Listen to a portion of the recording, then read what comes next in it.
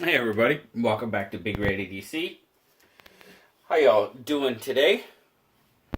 Today we're going to take a look at another knife. Now, I know one of the things that I try to do is I try to find those maybe next hidden gems, like on Amazon and stuff like that. Kind of like the Kubies were there for a while. Nobody really heard about them, talked about them.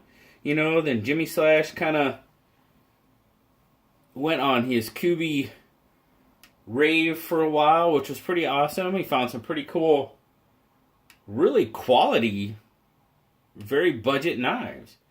And my good buddy Marshall sent me the Kubi. I'm going to still call it the Kubi 085/088. It all depends on, I don't know, what week, what month or something was what they listed as on Amazon. But I'm always going on Amazon and looking. And trust me, they're not all gems. If you remember that Fu Hong that I bought, that was, we all talk about gas station knives, blah, blah, blah. And, well, that one kind of pretty much fit that mold. So, but I'm always looking. And I really try to, I know with the pass around group and stuff, I've been getting a lot of maybe not so budget knives. But I'm always looking, and I'm always trying to find, that budget knife that might spark somebody. So today, I'm going to be talking about a knife from a brand called, it's either Oerla or Oerla. It's Oerla. And I've been looking at a few of their knives, so I picked this one out because I kind of like the wood handles and stuff. And I was like, well, let's check it out and take a look at it. So, let's do that. Now, this is, I'm going to call it Oerla. It's part of their Paladin series folder. You see there, you've got the wood scales over a stainless steel frame. Now, I couldn't find any description to tell me exactly what type of wood it was. So, but it's got the wood scales. Like I said, stainless frame. You got a black G10 backspacer. Stainless pocket clip. Right hand, tip up carry only. And it's got a 5-inch closed length. Is a manual flipper.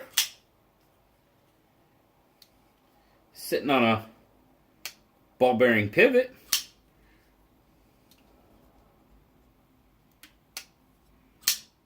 And it is a liner lock.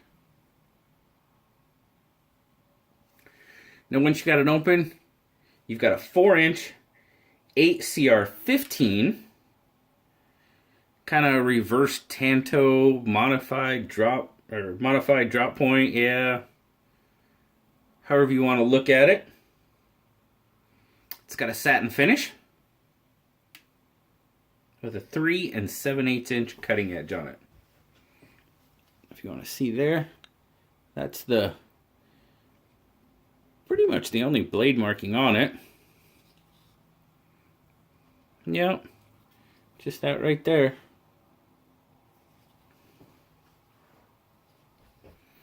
It's got an 8 7/8 inch fully open length on it. So, it's a fairly decent knife. Made in China. Let's check out some specs on it.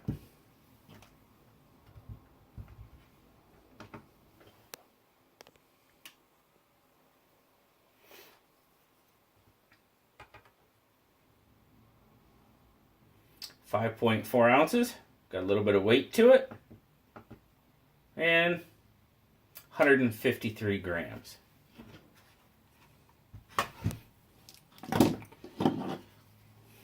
Alright. Thickness across the handle, we're looking at 0.68. So fairly thick across the handle. And At its widest point, we're looking at about right there. We're looking at about 1.37.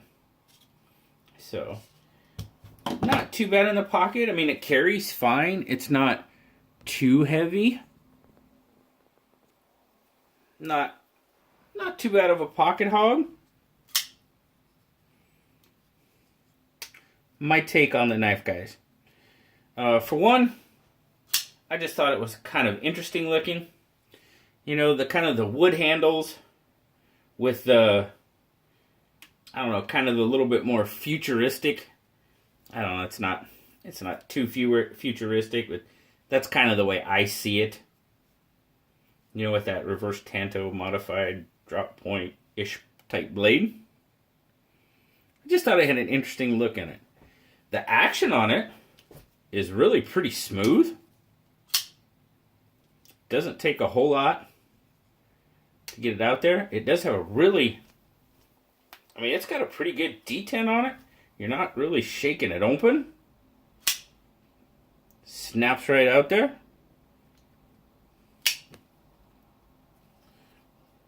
No blade play on it. Pretty solid lockup for the most part. I'm looking at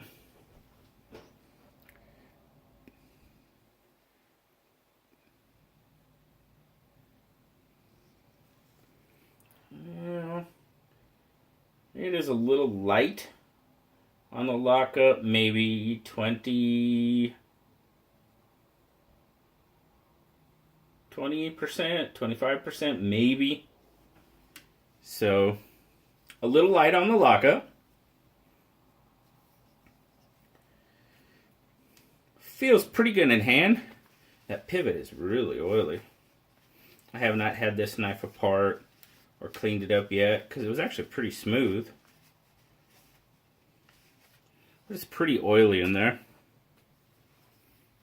Oh yeah, it feels pretty good in hand. Not too bad. Do notice the clip here just a little bit. Not too bad overall.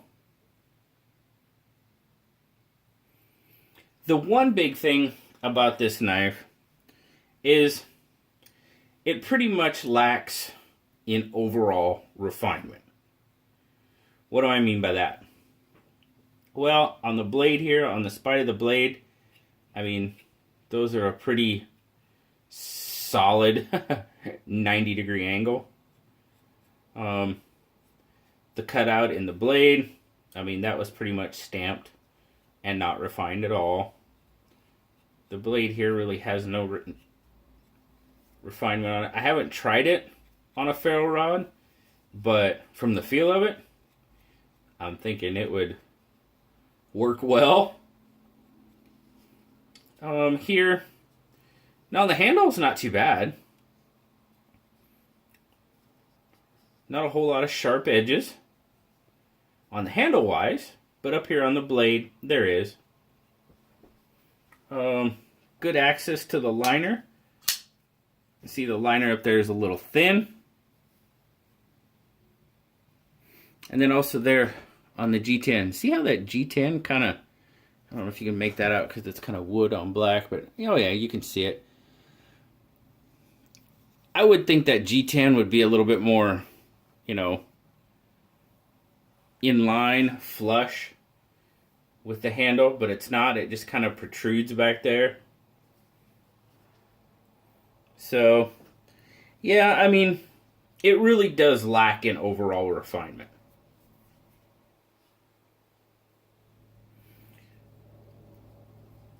You know, I mean, and that, you know, it's a budget knife. It retails on Amazon for $22.99. So $23. Now, the last time I looked, this version, the wood-handled version, wasn't available. They had a G10 version still available for the same price. So, overall, Blue did give it a 7. just because the action is pretty good. You know, the handle's not bad. But it just basically lacks in that overall refinement of a knife. And, you know, like I said, the Kubi, the 088, 085, I mean, that was a $9.99 knife. And it was absolutely amazing. Punched way above its weight. Unfortunately, the Oerla wood-handled version in the Paladin series folder, yeah, it probably doesn't. It actually probably should move down a couple of weight classes, if you know what I mean. But hey, as I said, they can't all be gems. Like I said, I mean, to me, this is a garage knife. It'll end up in the garage. I'll put it somewhere, maybe process cardboard with it, you know. It won't be something that makes it into my EDC. Just because, you know, it's not really.